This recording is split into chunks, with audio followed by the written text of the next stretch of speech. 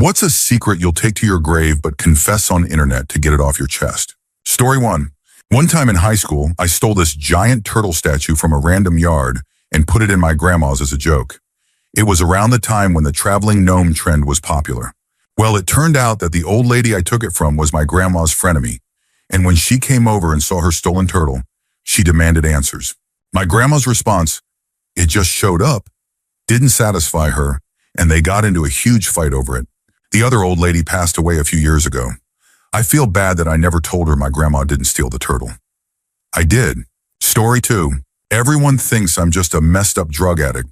What they don't know is that between the ages of 11 and 14, my drunk, evil stepmom would take me to her favorite bar and pimp me out because it amused her. It destroyed my mind, so I started using drugs, not to get high, but to try to forget. I was 50 years old before I told anybody. By then, my family had given up on me, my wife had left me, and my son hadn't spoken to me in over 10 years. That secret was going to die with me. But for some reason, I told one friend what had happened to me. She helped me realize it wasn't my fault and that I wasn't just a lost cause. Today, 12 years later, she is still the best friend I've ever had, and I haven't touched coca since 2008, even though it cost me everything important to me. Story 3. I'm probably too late for this to be seen, but I'll type it out as therapy for myself. The last time I spoke with my mother, I didn't really speak at all. I was 13 years old and had spent years at the hospital with her while she went through chemotherapy, radiation, laser surgery, whatever they could try to fight her spreading lymphoma. I was just a stupid kid, frustrated with having to be at the hospital every day after school. We were in her room, and I was annoyed that I couldn't just be at home in my room, calling my friends, no cell phones yet, or worrying about whatever trivial thing mattered to me back then. When we were leaving that day, I was a giant asshole. I wouldn't give her a hug and just muttered something like, "I just want to go home." The next day, she fell into a coma and never woke up. The last time I got to hug her, her body was cold. That will haunt me until the day I die. Story 4. My first day as a nanny looking after a baby girl. I took her to the park, recording videos of her and encouraging her to walk to me. She took 3 steps, then fell on her butt and started crying. That's when it hit me. I didn't actually know if she had walked with her parents yet. She still seemed so unsure on her feet. Later, I spoke with her mom, who told me she was super close but hadn't walked yet. That's when I realized she must have taken her first steps with me, probably because she was feeling clingy without her mom. I never told her parents that she walked with me first. About 3 weeks later, she finally took her official first steps for them. Story 5. In 7th grade, I got invited to a popular girl's birthday party. While I was there, I took a massive shit in her bathroom and clogged the toilet. Panicking, I just walked out like nothing happened. A little while later, one of the other kids went to use the bathroom. They came out screaming that someone had left a giant log in the toilet and it wouldn't flush. Suddenly, the entire birthday party shifted to the bathroom so everyone could inspect the disaster I had left behind. I played along and laughed too, maybe a little too hard, because I thought it was absolutely hilarious that everyone was staring at my shit and had no idea. I distinctly remember one of the kids saying, "Well, obviously it wasn't one of us. How would that even come out of a kid?" Eventually, they all decided the culprit had to be the birthday girl's stepdad. I will never not laugh at the fact that they thought a 12-year-old girl's she belonged to a middle-aged man because it was that nasty. The birthday girl ended up becoming a major bully in high school, so I felt even more satisfied every time I walked past her, knowing that once upon a time, she and her family had to clean up my mess. Story 6. The first and only time I stole something in my life was when I was 8 years old. My neighbor was having a yard sale to raise money to take his kids to Disneyland. He had a backyard baseball DS game, and I had the $5 to buy it. I really wanted it. I walked up with my money, but he told me he was going to give the game to the landlord's kid, who was my age. I was so mad and annoyed that he was getting it for free. A few hours later, I went back outside and saw that the game was still sitting there, and my neighbor wasn't around. So I took it. I also grabbed a bag of golf balls that was marked $10 and a few more games labeled $1 each, thinking it would make it less obvious that it was me. Then I ran back to my apartment, but the guilt started eating me up. About 30 minutes later, my neighbor knocked on the door and asked if I had taken the games since he knew I had wanted one. I lied and told him no, that I had been inside the whole time. I never played any of those games. I felt so damn bad I couldn't even put one in my DS. I wanted to take them back, but I knew I'd get caught. They did end up going on the trip, and the landlord's kid was mad that he didn't get his game. I didn't like him, so I was fine with that. Still, I remember every price and every detail of that yard sale, and I still feel guilty. Story 7. I moved back into my parents' house after I got fired at 24. I had been there about a month, and every single day, my dad would find a reason to get mad at me. It would always escalate to him threatening to fight me. About a month in, I snapped. I hit him in the mouth with a right hand and followed it up with a left hook. That was it. I felt guilty immediately. He was bleeding everywhere and quickly played the victim. I even tried to get him a paper towel, but he just looked at it, then spit blood at me. It got all over the walls. I'm really scared for my mom. He's choked her to the point of passing out before, beaten the crap out of her multiple times when I was a kid, and even spent 15 months in state jail for it.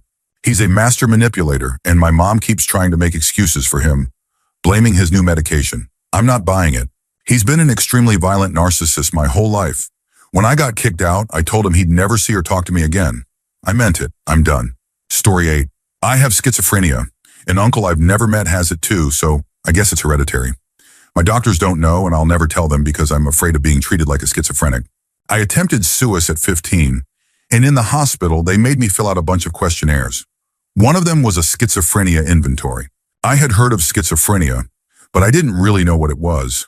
I was surprised to see that the symptoms they described weren't normal, and that I was answering yes to almost every question. But they ended up diagnosing me with major depressive disorder and never asked me about the schizophrenia symptoms. For years, I thought maybe that meant the schizophrenia questions weren't a cause for concern. Like maybe those things could happen with really severe depression. But now I realize they probably just never even looked at it. I have 2 master's degrees. I know what's real and what's not, so I do my best to ignore the hallucinations. I always thought that the way I hear voices in my head was how everyone's brain worked. I assumed it was normal to have an inner monologue in different voices that didn't belong to me. But I've learned that it's not.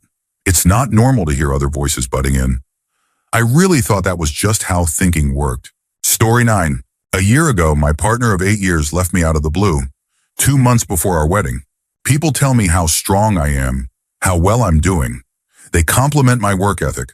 I work 60+ hours a week between 2 jobs, and say my coping skills are admirable. When people ask, I'm firm in saying that I'm better off without him, that I'm happy. Truth is, I think about him every minute of every day. I work so much just to avoid being alone in our house. I still love him. I cry myself to sleep at least twice a week. I think about suicide a lot, and honestly, I don't think I'll ever love anyone the way I loved him. He was truly my best friend. We got a dog a few months before he left. I don't know where I'd be if she hadn't come into my life. Sorry for the downer post, but it felt cathartic to put into words. Story 10. I thought I was dying the other day. It might have been a heart attack. I had been neglecting my house. My dishes were beyond disgusting. Clutter was everywhere. Not trying to throw a pity party, but my fiancé broke up with me recently, and I went through a painful physical situation. I was just a lazy, depressed sack of shite. As I sat there considering calling an ambulance, it hit me. If I died, someone would have to clean this up. They'd associate my death with this filth. Obviously, if I died, someone would have to deal with my stuff, but leaving behind dirty dishes and a trashed house? That felt rude. I live alone in the country. It would probably take days before anyone even noticed. So, I cleaned. I started with the dishes, scrubbing like my life depended on it. At one point, I could feel my heart struggling, like it was fighting to keep going. It's hard to describe, but I knew something was wrong, so I scrubbed faster, racing against the clock. Finish the dishes before you die, you idiot. I figured if someone found me dead on the kitchen floor, with broken plates around me and gloves on my hands, at least they'd know I was trying to make it better. I finally finished, but my heart still hurt. I was having trouble breathing. I was really scared. I wrote down who should get what, the gun safe code, some goodbye messages. I wrote that I knew I was dying. I put my cat outside so she wouldn't get trapped inside and have to eat my body to survive. Then I laid down on the kitchen floor so my corpse wouldn't ruin the carpet. And I waited. Eventually I fell asleep, exhausted.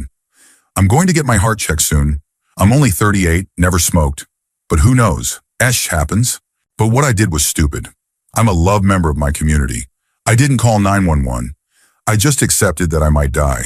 And my biggest concern was making sure my house wasn't messy. That's fed up. And I'm still trying to figure out why I didn't try to get medical help.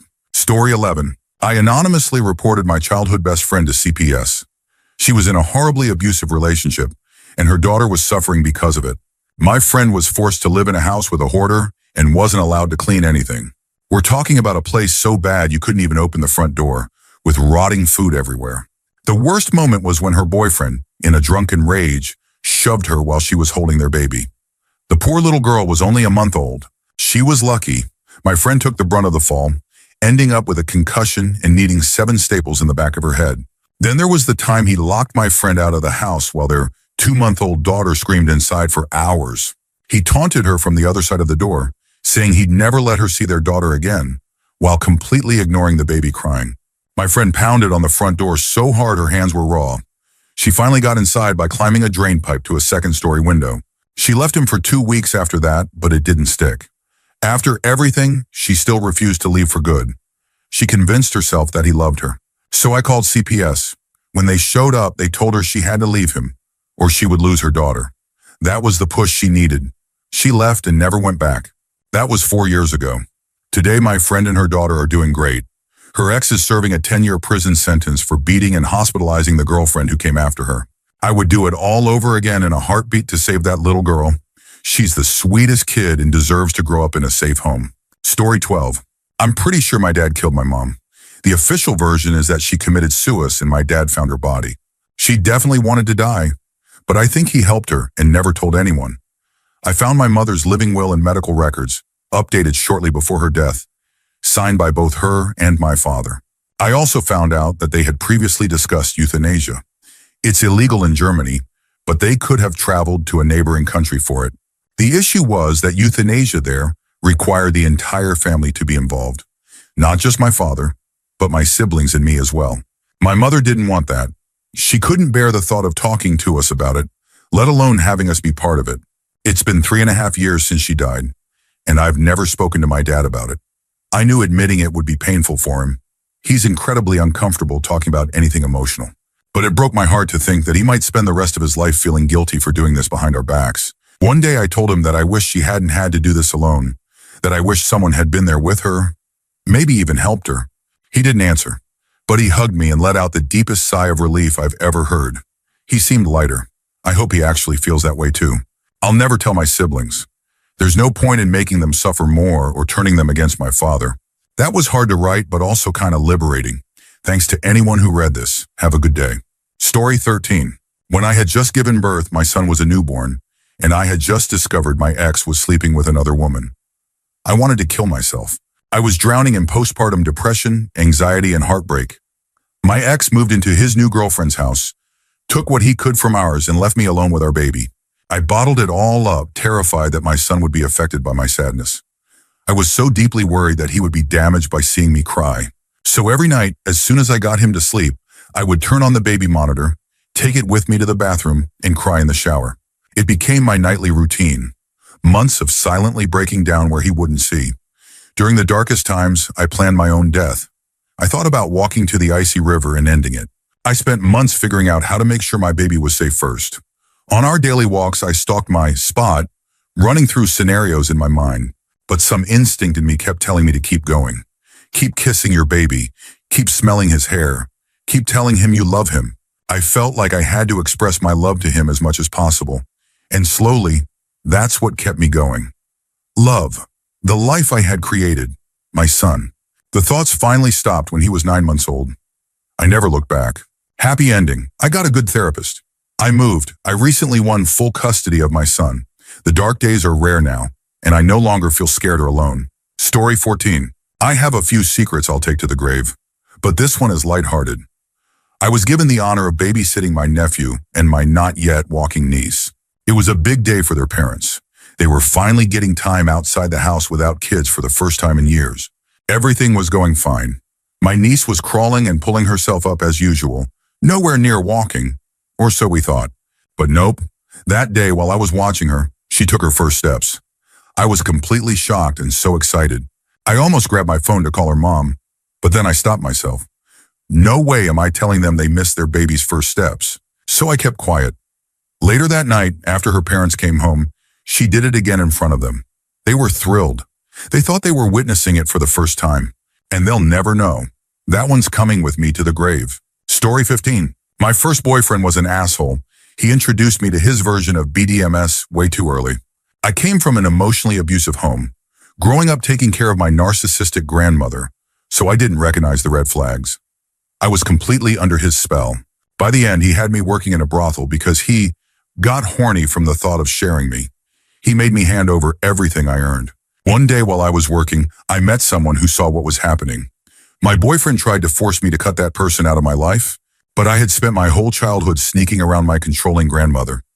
I wasn't about to stop now. That person recognized my boyfriend was abusing and using me, but I couldn't see it. I was too in love, too used to being treated like trash. One weekend, my friend kidnapped me for a getaway. We spent the entire weekend together, talking, laughing, just existing without control or manipulation. He showed me I deserved better. He gave me the strength to leave. Since then, I haven't had much luck with men. I got married and divorced. My last ex left me when I told him I was pregnant. I never told anyone what my first boyfriend made me do. For years, I felt dirty and ashamed. But I've finally made peace with that part of me. And now I can even write about it. Story 16. I had a cat that got very sick. The vet told me it was some kind of virus that animals can get from eating the feces of other animals. I was supposed to give him a pill once a day, but it was nearly impossible to get him to swallow it. I wrestled with him, tried every trick, but it always ended the same way, him pissing on me and spitting the pill back out. Eventually, he started hiding from me all the time. It was heartbreaking. He was sick, getting worse, and I couldn't even pet him or sit near him because he was scared of me now. One day, I came home and found him in a corner, motionless, his eyes open, breathing rapidly. I called his name and touched him, but he didn't react. When I picked him up and turned his face toward me, his eyes didn't move, didn't focus. He wasn't there anymore. I thought he must have been in shock or in unbearable pain. So I carried him to the bathroom, wrapped him up completely in a towel, and held him there until he stopped breathing. He didn't struggle. It only took a minute, and then he was gone. I still believe I did the right thing for him, but I never told anyone. Story 17. When I was 11, I went on a week-long school trip to a 1940s Army barracks that had been converted into a sports center. We were staying in green barracks-style rooms with bunk beds, 6 kids per room, about 100 kids in total. My room was at the very opposite end of the building from the toilets, at the end of a long, straight 150-meter corridor. Every 25 meters or so, there were doors with safety glass panels, and bedrooms lined both sides of the hallway. One night, around 2 a.m., I had to pee. I got off my bunk, cracked the door open, and peeked out. The hallway was pitch black. Everyone was asleep, even the teachers. The only light came from the dim green fire exit signs, the red blinking smoke detectors, and the faint glow from the bathroom at the very end of the corridor. I knew I'd never make it all the way there. The ghosts, the monsters, the Nazi ghosts, they were definitely lurking. I managed to creep through one of the safety doors after checking the glass panel for any lurking spirits. But now I was trapped between 2 sections of the corridor. I was stuck. I couldn't make it to the bathroom or go back to my room. I was a sitting duck. They could be anywhere, but I really had to pee. With the bathroom ruled out, I made an executive decision. I'd pee in the hallway, but not just in one spot. That would create a puddle. No, I had to strategically distribute it. So I walked along the wall, peeing in a zigzag motion, aiming both up and down. That way it would stay on the walls and not pool on the carpet. My nerves made me move faster than I should have, and by the time I reached the end, I was still peeing. So I turned around and walked back, continuing my wiggle pee technique on the other wall. Sweet relief. Then I bolted back to my room before the ghost could get me. The next morning, in the corridor section next to mine, I saw piss everywhere, dripping down the walls onto the carpet. Worse, I saw the headmaster and other teachers inspecting it. That's where they were sleeping. It was never officially mentioned, but I heard them talking. It was way too high up for a kid to have done it. There were other schools there, teenagers. It had to be one of them, right? Never underestimate the feats an 11-year-old can accomplish when faced with the threat of ghosts. Story 18. I was at a house party back in late 1998 at Southern Illinois University in Carbondale, Illinois. I had already been drinking way too much gin with my friends, and earlier, I had grabbed some pizza from a Munchies truck. By the time I arrived at the party, I was completely wrecked. At some point, I stumbled into the bathroom and violently threw up. Pizza and liquor everywhere. Sink, mirror, probably the ceiling. Absolute carnage. Panic set in. I had to get out of there. But how? I actually considered climbing out the window, but either it was too small or there wasn't one. I tried to clean it up, but only made it worse. People were knocking on the door, impatiently waiting their turn. I was trapped. So, I made a decision. I threw open the door and ran out of the bathroom, sprinting straight out of the house. As I was leaving, I heard a guy and a girl yell, "What the F?" I was mortified by my behavior that night, and I have never had a drop of gin since. If you were living in Logan Park Apartments near Sayuk in late 1998 and had to clean that mess up, it was me, and I'm sorry. Story 19. A long time ago, I went on a date with my then-girlfriend, now ex, to a hibachi-style restaurant. I tried all sorts of food I normally wouldn't eat, had a decent time, and took the bus home. The second I stepped onto the bus, I knew I was in trouble. My gut was churning. It sounded like the storming of Normandy had been localized entirely in my intestines. The bus ride was about an hour, and somehow I made it within 10 minutes of my home. But that was it. I was out of time. I jumped off at the nearest stop, ran across the street in the dead of night, and found the closest alley. Behind a conveniently angled dumpster, I let it all out. What came out of me could have been classified as a war crime. If international observers had been present, I'd be on trial in The Hague. I called a nearby friend, begging them to find me in the alley and bring a roll of toilet paper. I stood there near the scene of my Lovecraftian horror, fighting the urge to vomit until they arrived. I used the TP greedily, then left it all behind and fled home to take the longest shower of my life. The next day, I stealthily returned to the alley. The business owner had obviously seen the devastation. He had simply pushed the dumpster to cover it. I don't know how long it stayed there, but however long it was too long. Story 20. Back in college, my girlfriend, now wife, and I got pretty frisky one night. Things escalated and we started experimenting with food, specifically fruits and vegetables. Long story short, a cucumber in a condom went on quite the adventure, but somehow it ended up back on the counter, sans condom. A few hours later, her roommate, her best friend, and her best friend's boyfriend, who also happened to be my best friend, now married, came home. We didn't think much of it. Then, to our absolute horror, they stole the cucumber and made a salad with it. Both of them complained about a weird smell and texture, probably lube, but they still ate half of it. At some point, we walked out and saw what was left of the cucumber. One of us died inside while the other started laughing hysterically. I was dragged outside and sworn to secrecy. But every single time my friend throws even a little bit of shade my way, I desperately want to say, "Yeah? Well, you ate my wife's ass cucumber." But they are not the kind of people who would find that funny. In fact, even years later, I'm positive it would not go over well. So, within our circle, we will never speak of it again, but I had to share it somewhere. Story 21. In my last year of high school, there was this kid who absolutely hated me.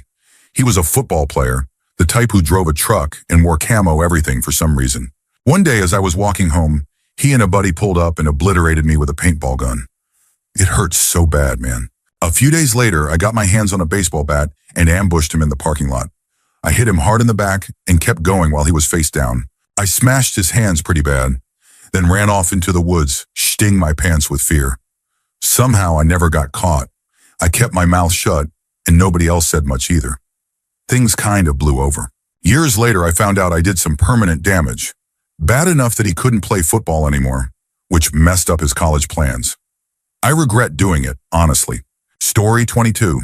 When I was about 8, I had to grab something from my parents' room. My dad's old Nokia pinged with a message from a family friend, someone who was mostly my mom's friend. I knew the couple had recently gone through a divorce because my childhood friend, their kid, had suffered a lot. My dad wasn't abusive, but he was difficult to deal with. Moody, secretive, always lying about our financial situation. The message was from my mom's best friend, asking my dad for S. Another message followed, saying, "Your family will never know about it." Even as a kid, I was disgusted. I already disliked my dad for his lies, and I definitely didn't want him cheating on my mom too. I checked for other messages but didn't find any, so I deleted hers and erased her number. Then I grabbed what my parents had asked me for, after stopping by my room to grab my Game Boy so they wouldn't question why I took so long. I don't know if my dad ever cheated after that, and now I'm too afraid to ask, because it would mean admitting I went through his phone. The contact with that family ended after their divorce, and my mom's friend passed away about 5 years ago. I never told anyone until now, but sometimes it burns in my throat, like I need to blurt it out. Story 23. When I came back from my third deployment to Iraq in 2007, I wasn't me anymore. Even now, I'm barely me. I felt completely alone, even though I had a wife, kids, and family back home who cared about me. But I was numb. I didn't want to talk to anyone. I didn't want to be with anyone. I needed to feel something. So I started going to massage parlors, Backpage, meeting random women off Craigslist. It didn't work. So I tried something else. Every Friday, I did something reckless to try to feel again. That didn't work either. So I bought a $1,400 Bulldog, Re-Rip, Semper. Then I bought a nice truck I couldn't afford. I kept spending, trying to fill the hole, but the emptiness never went away. 15 years later, I still barely feel anything. My kids help, but I feel like I've messed them up too much to really connect with them. Sometimes I think about getting in my car and just driving away, but I know that would hurt my family financially. Other times I think about how if I hadn't made it back, they would have at least had my life insurance money. Maybe they would have had a better life. I just hope that someday I can feel somewhat normal again. Story 24. When I was 12, my grandparents gifted my parents a brand new TV with a built-in VCR for Christmas. These things were expensive at the time. After winter break, I got home early one day, found one of my dad's porn tapes, and decided to watch it. When I went to eject it, it wouldn't come out. No matter what I did, it was stuck. I panicked. I even tried prying it out with a screwdriver before realizing I was leaving marks on the VCR. I had no idea what to do, so I just left it in there, put the empty VHS sleeve back where I found it, and went on with my life. Days passed and no one noticed, but I agonized over it every second. Then one day while I was playing Super Nintendo, I heard my 9-year-old sister ask my mom if she could watch a movie on the new TV. My mom said, "Oh yeah, let's try it out." I froze. My sister yelled, "There's a tape stuck in here." My mom yelled back, "What? We haven't even used it." 1 second. As my mom walked into the room, my sister pressed play. Some dude getting his banana sucked filled the screen. "Mom, what movie is this?" Chaos. My mom scrambled to turn it off. She tried ejecting the tape. Nothing. She told my sister to go watch a movie on the regular TV and called my dad at work. "I don't know. I didn't put it in there." Dad got home, tried to get the tape out. No luck. Took it to a repair shop, where they finally got it out, but said the VCR was broken. When my grandparents came over and asked how they liked their Christmas gift, my mom smiled and said, "We love it. It's so convenient. Thank you so much." Later, I overheard my mom talking to a friend. She said, "Dad must have watched it one night and forgotten about it. I just hope my parents never find out." My dad definitely figured it out and took the blame for me. That was over 20 years ago. We've never spoken about it since. Story 25. My father will never know that I intercepted his hospital bill after his truck crash, so he wouldn't spend the rest of his life drowning in debt. Instead, I took out a small, manageable loan to cover it. I had already saved up a good amount over time, so it didn't destroy me financially. He had retired after the water he was hauling shifted over an embankment. Workers' comp and unemployment screwed him over, and he couldn't work. The only way to pay off that bill would have been to get a hard job. But he was 65 years old with horrible joint and back problems. He wasn't in any shape for hard labor. 2 years later, I'm still paying off the loan, but at least my dad isn't grinding himself into the ground. He's no longer driving trucks. Instead, he spends most of his time at home, watching TV and working as a part-time mall cop at a dead mall, just to get a little exercise. And that's enough for me. Story 26. I did some really fed up things when I was younger. The kind of things that could have landed me in jail, and it's the reason my first love and I separated. I was a shitty person back then, and because of what I did to her, she left. She couldn't take it anymore. It completely shattered my perception of who I was and forced me to genuinely reflect on how terrible I had been. I took the time to work on myself and I changed. Now I'm with someone new and she's amazing. My ex and I are on relatively good terms these days, though we don't speak often. That's a story for another time. I guess my secret is that I used to be a completely different person. I see so many posts on social media about how people don't change, but I did. I still struggle sometimes, still get those old urges and impulses, like a shadow of who I used to be.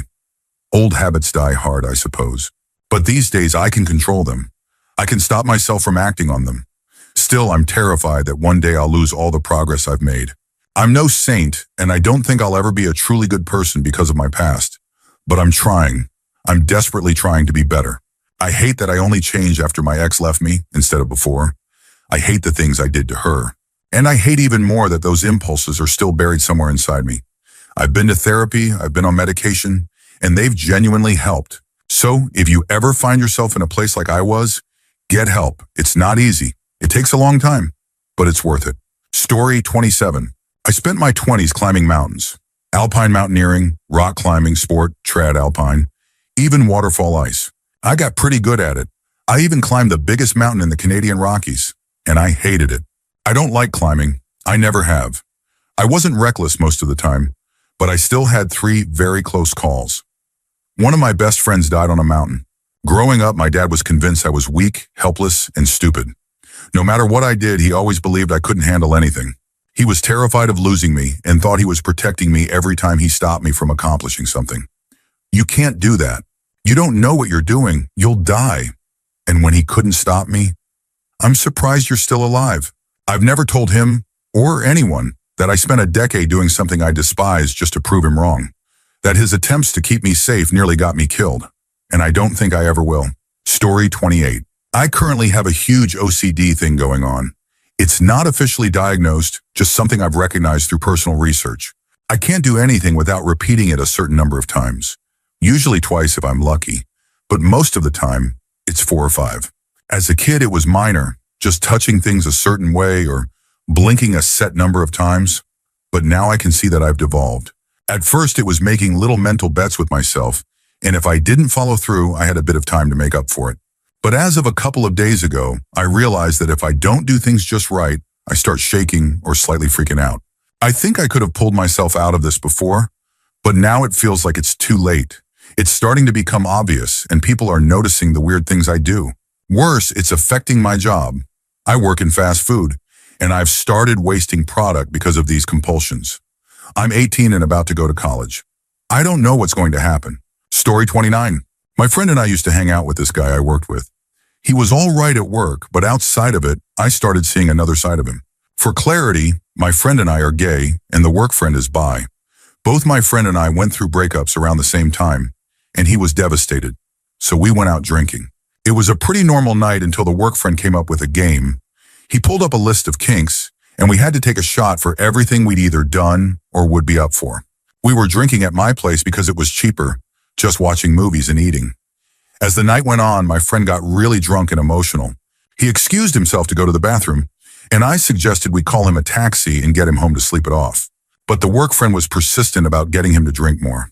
He kept pouring alcohol for him and even suggested that they should both stay at my place and leave in the morning. I told him no. My friend was either going to throw up or get even more upset, and it wasn't a good idea. But he kept pushing, getting agitated when I insisted my friend should go home. Something about it didn't sit right with me.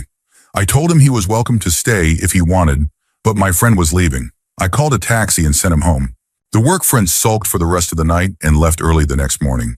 After that, I stopped inviting him out with us and kept my distance. I didn't like how he was forcing alcohol on my friend. It just didn't feel right. Maybe it was just toxic lad behavior, but it was the persistence that unsettled me. He had been pushy with drinks before, but never like that. My friend kind of knows the gist of it, but I never told him everything. Just that the work friend was trying to get him to drink more. It's been a few years now, and whenever my friend brings him up and suggests meeting up, I always come up with an excuse. I don't work with him anymore. I don't really talk to him either, and I don't think I ever will. Story 30. I had an undiagnosed mental illness for more than half of my life.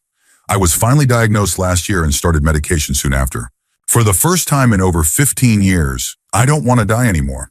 It's not that I was depressed or actively suicidal. I just couldn't see the point of continuing. Everyone else seemed to be able to do things that I couldn't, no matter how hard I tried. It made me feel worthless, desperate, and terrified for the future. How was I supposed to survive 50 years of adulthood when I struggled just to feed and bathe myself? How was I supposed to get and keep a job when I couldn't work for more than 2 hours without crying? Not being alive seemed so much easier. And then I just became numb. When everything is an effort, nothing is fun anymore. Nobody knew. My family never noticed, even though my struggles started in my early teens. My husband was just annoyed that my degree took me so long and that I was so lazy. My friends stopped reaching out after I kept declining invitations, assuming no one really enjoyed my company anyway. Most of them met me in my 20s, when my mental illness had already become so ingrained in me that they just assumed that's who I was. Some days when I don't take my medication, I'm advised not to take it continuously. It all comes rushing back. I lie there, trying to keep myself from crying or lashing out, thinking about how to kill myself in a way that wouldn't traumatize the few people who still care about me. Today is one of those days. Nobody knows how bad it really was. Nobody knows how bad it still gets sometimes. Story 31. During COVID, when everything was shut down, my old cat was very sick, near death from old age. No veterinarians in my area were open, and none were even returning voicemails. There was one vet who finally answered and had to walk me through putting her down myself. I got written up at work for taking a day to grieve. I couldn't function. Every 20 minutes, something would remind me of her silly, resting bitch face or the little meow she used to do.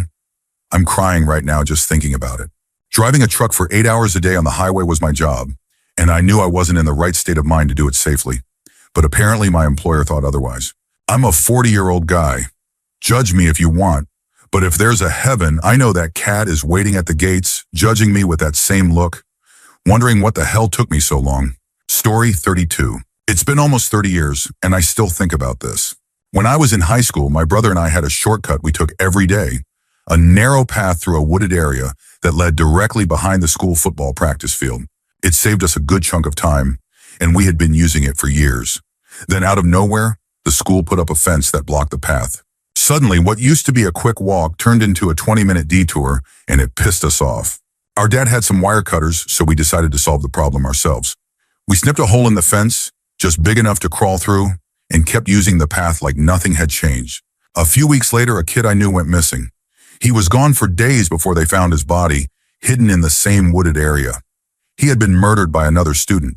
The whole thing freaked us out, but what haunts me to this day is what I saw in the news. When they covered the story, one of the shots they showed was our hole in the fence. I think about it more than I'd like to admit. Sometimes late at night, it pops into my head, and I spiral down a rabbit hole of what ifs. What if we had just walked around? What if we had never cut that hole? Would that kid still be alive? Story 33. I have no plan for my future whatsoever. The college course I'm in right now, I'm not even sure it'll make me happy. But my parents, my uncles, my aunts, my grandmother, they all have this unspoken expectation that I'll pursue medicine, as if my own ambitions don't matter. What I really want is to pursue filmmaking. I know it's going to be a hard road, but at least it would be my road. At least I wouldn't have to fake enthusiasm every time someone asked me, "So what are you going to do after you graduate?" Instead, I just keep repeating the same line. I'm studying psychology, and that's what I'll be pursuing after college. It's easier than arguing. But the truth is, I don't want to be a doctor. I don't even really want to be a psychologist. The only reason I chose psychology was that I saw an opportunity to connect it to something I do love, films, understanding people, emotions, stories. That's what interests me. But even that doesn't feel like enough. What frustrates me the most is that no matter how many times I explain this, they don't take it seriously. They just keep pushing. And every time they do, it chips away at whatever faith I have in the choices I have made. At this point, I'd rather struggle doing something I'm 100% passionate about, even if they don't take it seriously, than waste my life doing something I don't love and they still don't respect. Story 34. I've been in love with my best friend from the moment I met her. We've known each other for about 15 years, and every time she comes back into my life, I fall for her all over again. She's always drifted in and out, and every time she's around, it feels like I'm right back where I started. Over the years, I've even ended relationships, hoping that maybe this time I'd finally get my chance with her. But I never got the courage to ask.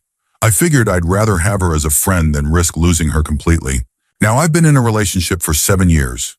We're not married, but we probably will be one day. My girlfriend and I are great for each other. We work, we fit. But a few months ago, this girl came back into my life, and we picked up our friendship like no time had passed. We talk constantly. I see her multiple times a week. When she's not around, I think about her. She's the one person who has consistently made me feel something in a way that no one else ever has. She makes jokes at the bar that I'm probably her soulmate, and I can't help but think that maybe she's right.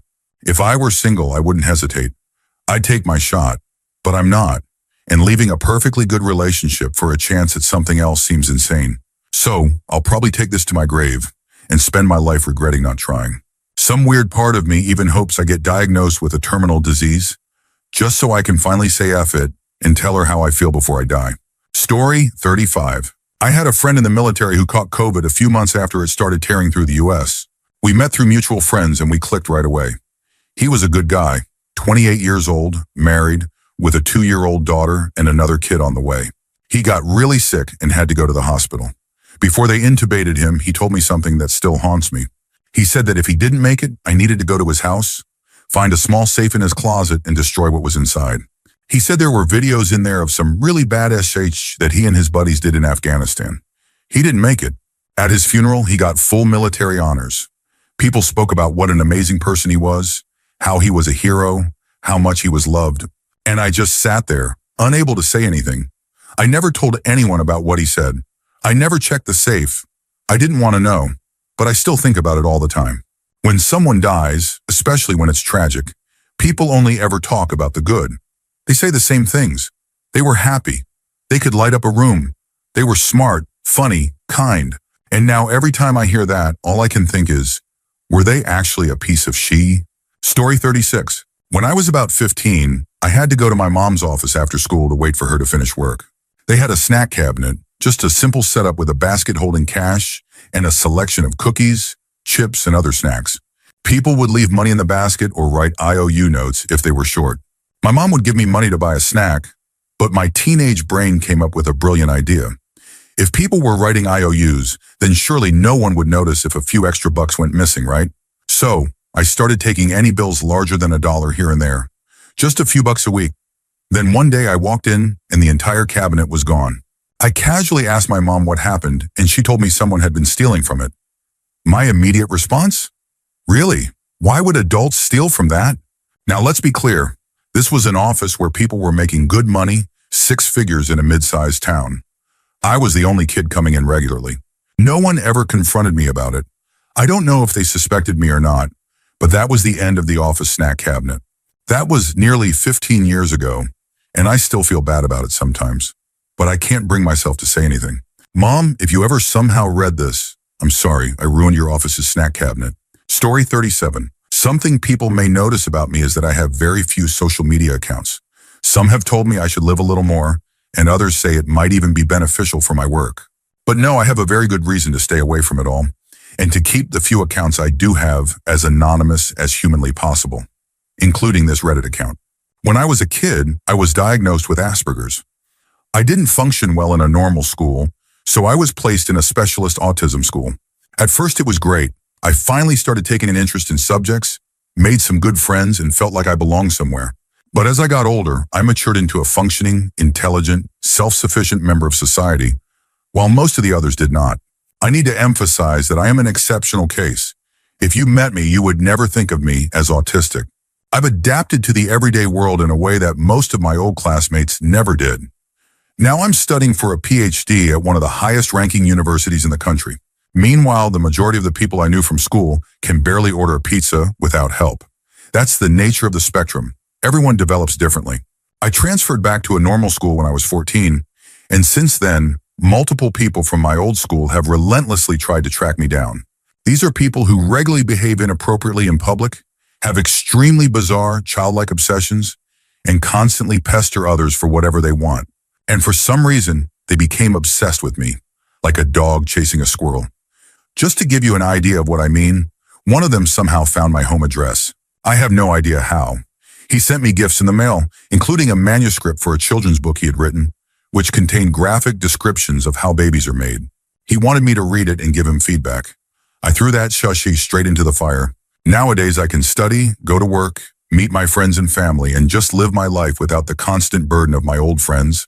It baffles people that I have almost no presence on major social media platforms, but I just can't handle the anxiety. I deleted Snapchat after less than 2 weeks because I had already been identified. If I see a familiar name on Facebook, I block them instantly, no matter how I used to feel about them. Yes, my lack of networking means I've missed out on big events, news, and social circles. But I'd rather deal with that than have people associate me with them. Story 38. When I was 17, my friend Amanda and I were sleeping over at another friend's house. In the middle of the night, her mom busted through the door, furious, demanding to know who had been smoking marijuana. Her daughter, without hesitation, blamed Amanda. Now the truth, the only person in that room who actually smoked was her daughter. But Amanda came from a really messed up household. I knew she already had enough people in her life blaming her for things she didn't do. I didn't want her to feel like this was just another person throwing her under the bus. So, I took the blame. Years later, I'm pretty sure that family still thinks I'm a drug addict. Meanwhile, their daughter married a man 20 years older than her and now spends her time trying to convert me to her religion. Amanda, she's happily married now, has a dog she's always wanted, and, most importantly, has a real family that's a million times better than the one she grew up with. She visits me sometimes, and I'm genuinely happy for her. She made it out. Story 39. For the last few years, I've had a well-paying job. My family runs a small trucking company in the Midwest.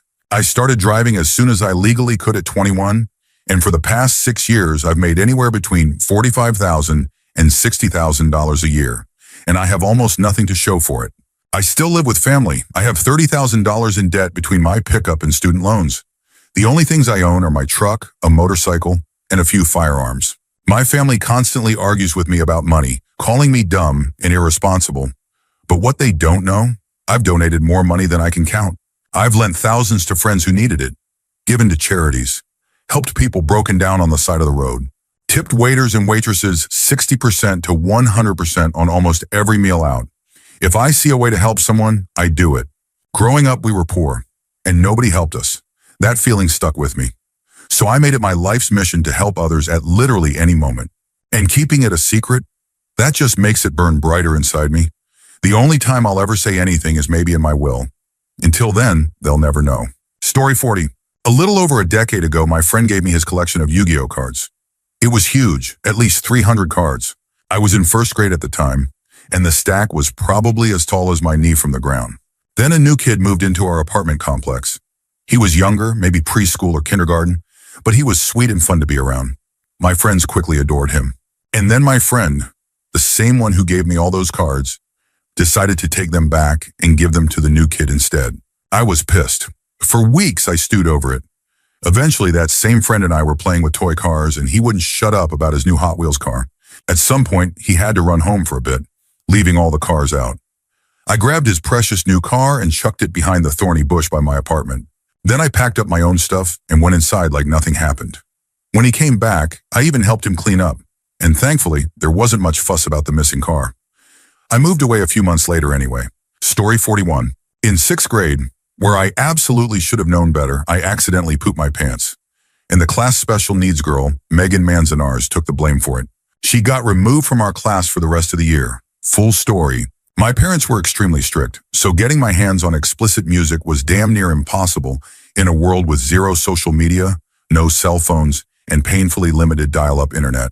Determined, I stole $30 in quarters, adjusted for $19.99 inflation, baby, and arranged to buy a Slipknot CD from my friend's much cooler, much older middle schooler brother. That entire afternoon, I desperately needed to use the bathroom. But closing this deal was way more important. After the swap, I was so thrilled that these older kids wanted to talk to me about hard metal bands that I just slowly pooped my pants, like bit by bit until an entire turd landed in my underwear. Finally, I sprinted back to the classroom as lunch was ending and tried to dump the evidence into the toilet. But in my panic, it missed and landed on the toilet seat. Then I heard kids coming in from recess.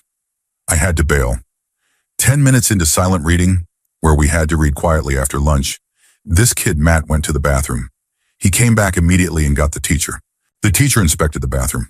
Then he picked up the phone, stretched the corded receiver outside the entrance, and had a quiet but very serious conversation. A few minutes later, Ms. Kotis, the special needs teacher, walked in. She took Megan out of class. She never came back. She spent the rest of the semester permanently in the small special needs group. My parents never caught me with the CD. Years later, I saw Slipknot live in an arena before the pandemic. I don't poop my pants anymore.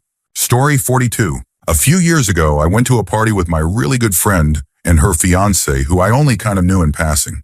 After a long night of drinking and partying, I decided to crash on her couch instead of walking home wasted. Her fiancé came home a little later than we did. By then, I was already dozing off on the couch, and my friend was completely knocked out in their bed. That's when he started. He kept trying to make moves on me, hardcore. I told him no multiple times, but he wouldn't stop coming back out to the living room, finding excuses to hover near me, to test my boundaries. He made me so uncomfortable that the moment he finally went to bed, I texted my roommate and told them to pick me up ASAP. For days after, I had a panic attack every time I thought about it. I just couldn't bring myself to tell her. My anxiety around confrontation is bad enough on a normal day, but something like this, it completely shut me down. I went back and forth for so long. I even came close to telling her a few times. But every time I asked if she was happy with him, she'd just go on about how in love they were, how perfect everything was. Thankfully, she moved away. They're no longer together. She's married to someone new, someone I hope is much better for her. But I still feel guilty. I know that if I were in her shoes, I would have wanted to know. What her fiancé did to me was unfair and disgusting, and the fact that I never told her makes me feel like a shitty friend. I still think about it sometimes. If we ever meet up again, maybe I'll finally tell her. But honestly, I don't see the point anymore. It's been years. I think I'll just have to take this to my grave. Story 43. When I was 17, I was involved with a much older man who was wrapped up in things that were very illegal. I lived in a dangerous city with a high crime rate, and at the time I was lost, depressed, bipolar, and reckless. I did things I regret to this day. My family was deeply religious, and I rebelled just because I could.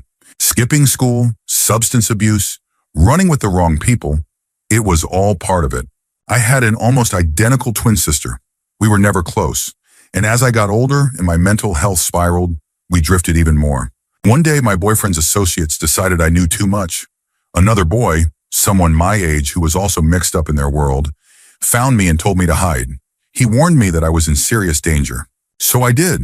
My family was used to me disappearing for days at a time, so no one thought much of it. But my sister did. She went looking for me. She went to the places she knew I hung out, talked to the people she knew I associated with, trying to figure out where I was. Then she disappeared. Her body was found 2 months later at the bottom of the canal. She had been brutally murdered and mutilated. The authorities wrote it off as a random attack. Just another tragedy, another pretty girl caught in the wrong place at the wrong time. A statistic in a violent city. But I know the truth. They got the wrong girl. I keep this to myself because it doesn't matter. She's still dead. Knowing the truth doesn't bring her back. It doesn't change anything. That said, I don't necessarily keep it a secret, but I do keep it inside me because it's the least I deserve, a punishment I'll carry for the rest of my life. Story 44. I killed a man in cold blood, and I don't regret it for a minute. 15 years ago, I worked for a government agency, one of the 3-letter ones. Our station collaborated with multiple agencies since we were stationed at the Port of Los Angeles. We had been tracking a specific individual for months. Someone suspected of being the point man for everything from drug and weapons trafficking to human trafficking. We spent 4 months gathering airtight, irrefutable proof that he was the guy. Then we got a warrant. We went down to the port, cracked open a shipping container, rusted green, covered in sludge and mold, and what we found inside still haunts me to this day. There were 21 people inside. 14 were still alive. The youngest was a 4-year-old girl in a yellow dress with purple flowers, covered in filth, piss, and God knows what else. She looked up at us with nothing in her eyes. She didn't cry. She didn't scream. She was too far gone for that. I have never emptied my stomach so violently in my life. 3 weeks later, after wrapping up the legal loose ends, we got the green light to take him down. We stormed his house, one of those mini mansions on the water, complete with a white picket fence, looking every bit like a normal suburban home. When we kicked in the door, the bastard was cooking breakfast. I put a bullet in the side of his head from 8 feet away. No one said a damn thing. No reprimand, no investigation, no trouble. Just a few colleagues muttering, "Good shot." Paperwork was filed. The whole thing was swept under the rug. Everyone just moved on, like it never happened. Like I was supposed to just move on too. But I never have. I will never forget the feeling I had when we found that container. The rage. The unshakable conviction that I needed, to kill the man responsible for putting that little girl in there. It made me question myself for years. Am I a good person? Did I do the right thing? And if so, why was it so easily ignored? Even now, I still struggle with it. But I also know that little girl got a second chance at life that she never would have had otherwise. I left that agency shortly after. That life wasn't for me. Now I have a great career doing something I actually love, cooking.